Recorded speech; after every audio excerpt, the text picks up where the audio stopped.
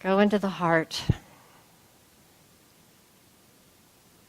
We know now through science that the heart and the mind are joined, right? That the mind actually, there's brain cells in the heart, right?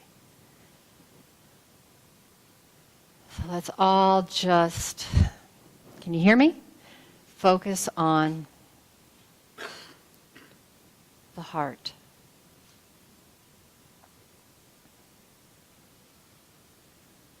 Sometimes in meditation I say, just pay attention for a moment to the thoughts and the busyness in your mind. Kind of get you aware of your level of awareness, which is here. And then bring it down. Let it drop into the heart.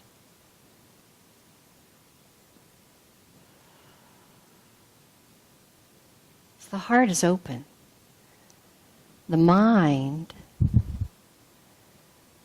judges, analyzes,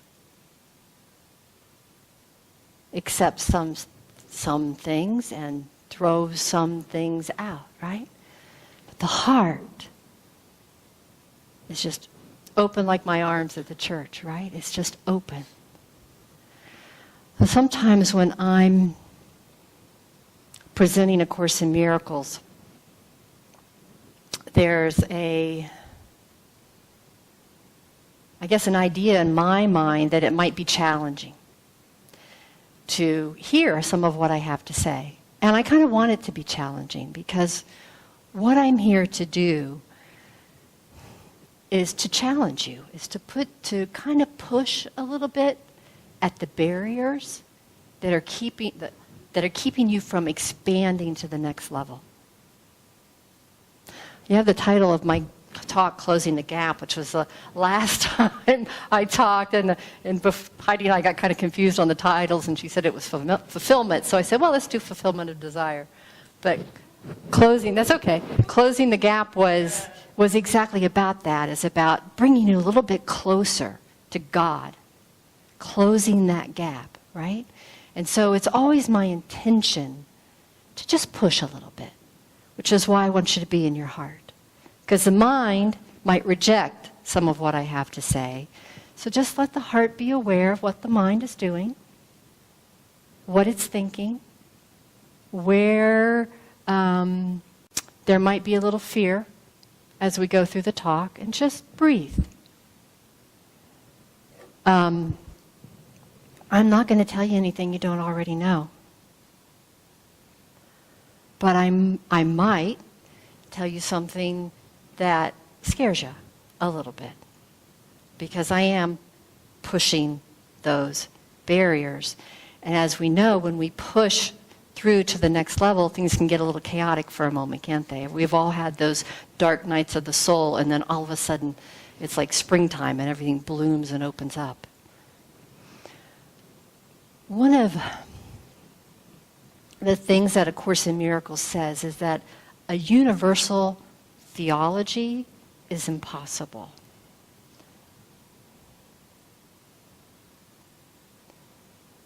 We know that. We have, 100 different kinds of religion in the world. A universal theology is impossible. We'll never get minds to agree on what is the right religion. We stay in our heart. A universal experience is absolutely necessary. Difference between mind and heart.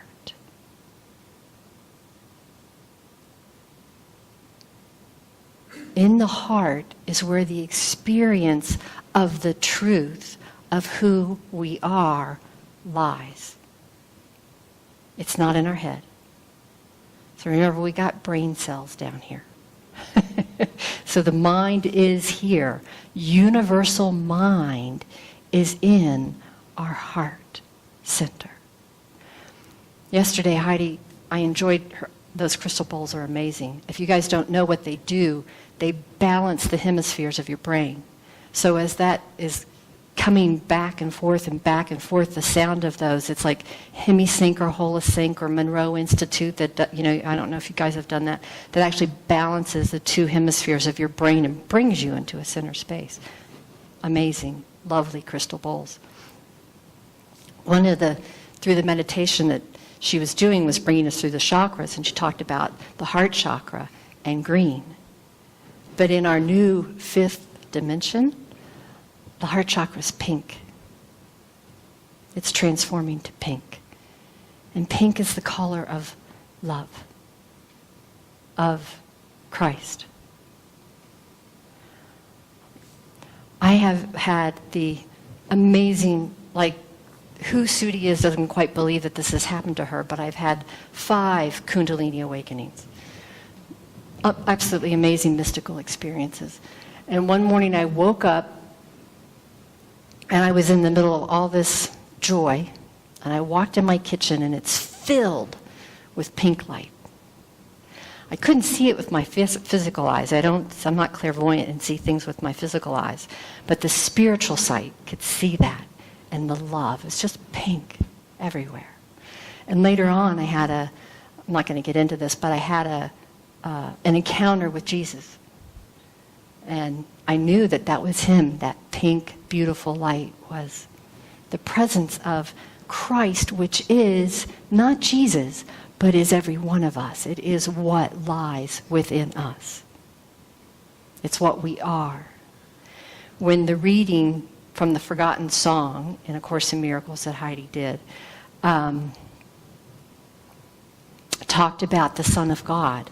That's one of the things people get tripped up with A Course in Miracles, because they think they're talking about Jesus. But the Son of God is us. That's what it means. We're remembering ourselves. Jesus was just the example life. He's my example life. That's what I live up to. I'm going to do what he did. Awaken as much of the Christ within me as I possibly can. So the title of the talk is Fulfillment of Desire. So to look at that, it's like the first thing that comes to mind is, what do you desire? We can't have fulfillment if we don't know what we want. So I remember when I walked into a Science of Mind church in the 1980s in Fort Lauderdale, I had some ideas in mind of what I wanted, what I desired. Probably more money, a relationship. We know what it is. Back then I wasn't too concerned about health, but now as we're all getting older, we're a little bit more concerned about the aches and pains and worse things getting better. But those are our 3 major areas. We desire something in the area of health, something in the area of wealth, or something in the area of relationship, usually. It's what we think we want. So I kind of just invite you to take a pause here for a second and go within and see what it is that you desire wholeheartantly. And I'm not going to ask you to say anything out loud, because I want you to be really honest with yourself. I want you to really go within and think about, what have I been focused on? What has been the desire of my heart of late?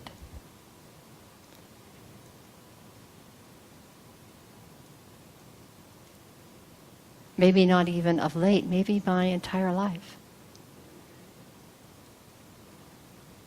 If you're on a spiritual journey, you wouldn't be in a Science of Mind church if you weren't on a spiritual journey.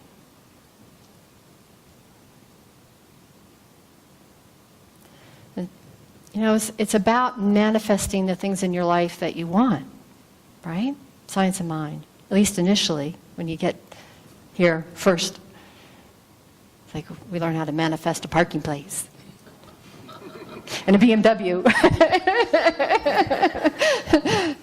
and, a husband. Steve and I just got married in April. Yeah. So I want to introduce a fourth area.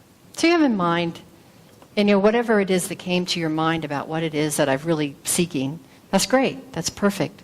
Because it really is about being aware of what's in your mind. Of what it is, whether it might have been unconscious. So you're bringing to conscious awareness, what have I been focused on? Where has the energy in my life been directed? So we're talking about fulfillment of desire, right? Well, as we know, those things that we desire sometimes manifest and sometimes they don't. Or sometimes they manifest in unexpected ways. Bill Tolliver always used to say, be careful what you ask for, because you might get it, but you might not get it in the way that you were expecting, right? So that was the experience, too, that I had. Sometimes I got what I wanted, and sometimes I didn't, and it was like, well, why doesn't this always work? So here's one of the challenges that I have for you. It's not always going to work. Because this world is not perfect. Sometimes we get what we want, and sometimes we don't get what we want. Sometimes we get very much what we don't want. And that's why I want to present to you the fourth desire, which would be awakening, which is the same thing as enlightenment, which is the same thing as salvation, which is the same thing as samadhi. It doesn't matter what you call it. It would be the same thing as knowing that I am the light. So one of the great things that A Course in Miracles teaches is who you are. It addresses your identity.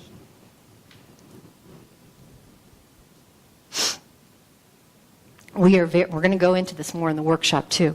We're identified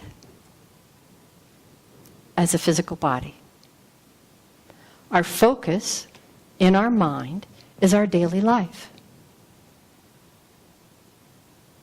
We get up in the morning, we either get ready and go to work, or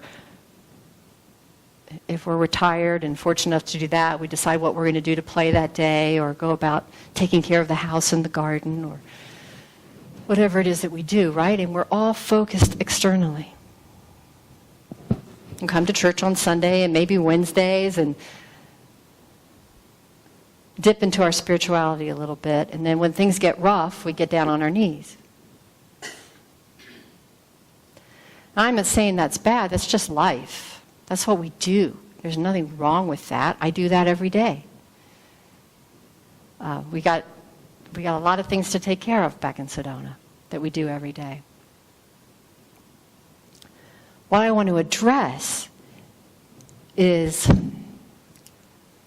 bringing your commitment, the overall arc of your life, to your spiritual nature, to understanding, to awakening to the truth of who you are. That's what A Course in Miracles is designed to do. It doesn't mess around. It breaks through those barriers. It shows you the barriers in your mind that are keeping you from understanding the truth of who you are.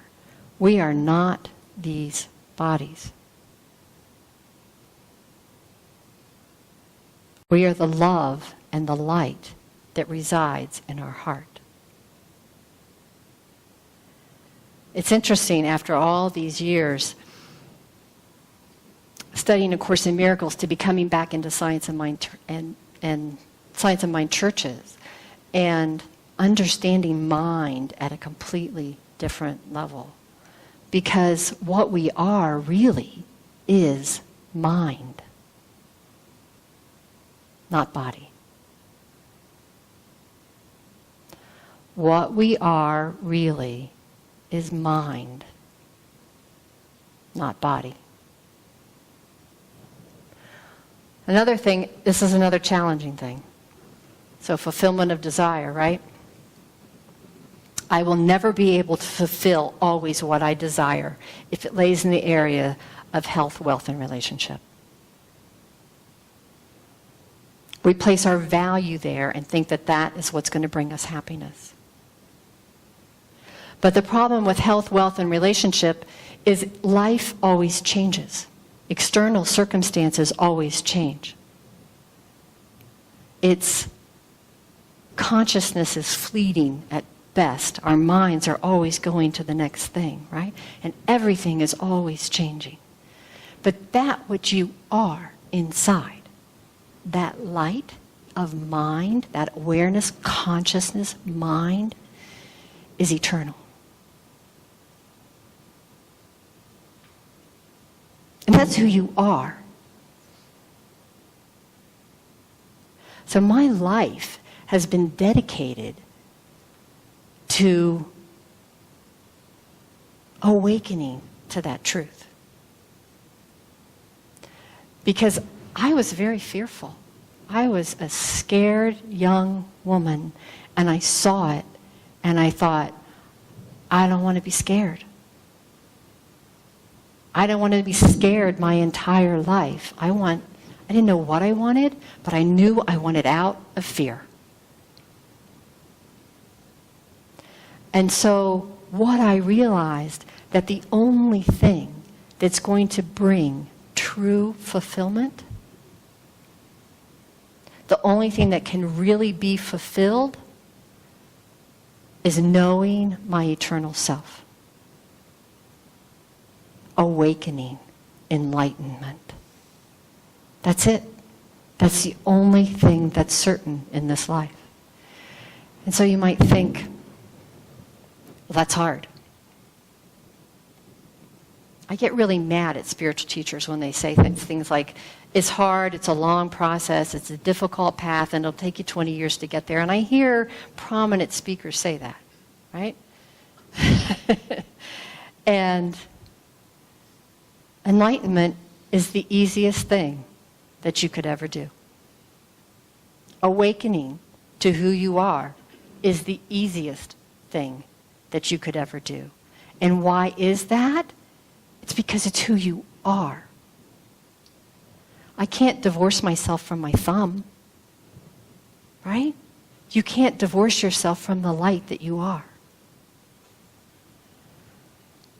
One of the things that A Course in Miracles says is there is nothing in this world that is of any value. That's one of my challenging statements. And so I invite you again to kind of look in your heart, because the whole spiritual path is a sorting out, but the difference between what is valuable and what is valueless. And so we're more than willing to give up some things and see them not as valuable, like, a car. But we probably still value being healthy, right? But nothing, this is where it gets a little woo-woo, right? Nothing in this world is of any value because it's temporary. Where we find peace, which is really what we want. We think we want a relationship. We think we want more dollars in the bank account. We think we want perfect health. Steve and I are caregiving right now for a dear friend in our home in hospice. And she's teaching us a lot about the process of dying and about health. So, even health that's been my challenge, right? Of what I want. I want to be healthy. But no, what I want is to be peaceful. Because I can sit with my friend, right? And be peaceful with her, and everything is fine. If there's peace flowing through me, it's flowing into her, and she's at peace. And she's in stage 4 metastasized breast cancer all through her bones. So it's painful. And yet I can see that she's peaceful. So we're holding her in that light of peace. That's what you want. That's the desire to fulfill in your life. Commit to that being the only thing that you want in your life. You don't have to do anything different. It's more of a declaration. The peace of God is my only goal. And then God steps in and arranges the circumstances of your life so that you learn to trust him.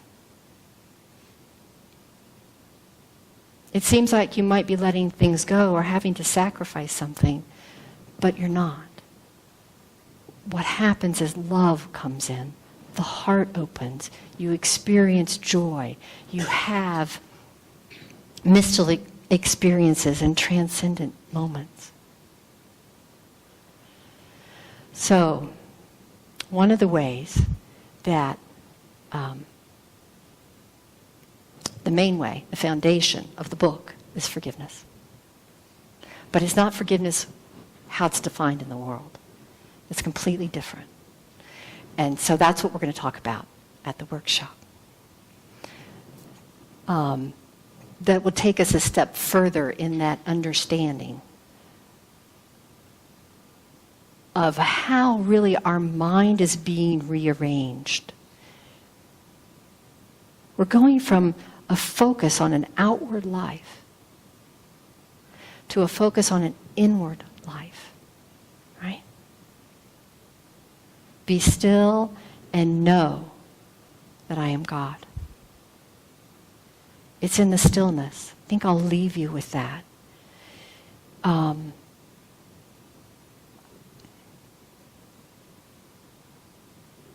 It's in the stillness that we go within the heart, in your meditation, in your times of prayer. Go within your heart. Sink down below the level of this kind of conscious awareness. Drop down into your heart and listen. God is there. And he's talking to you all the time. And his voice is louder than your voice. It is not a still, small voice. It's a really loud one. We're just not paying attention. Right? Yeah. So, fulfillment of desire, the peace of God, is my only goal. Amen.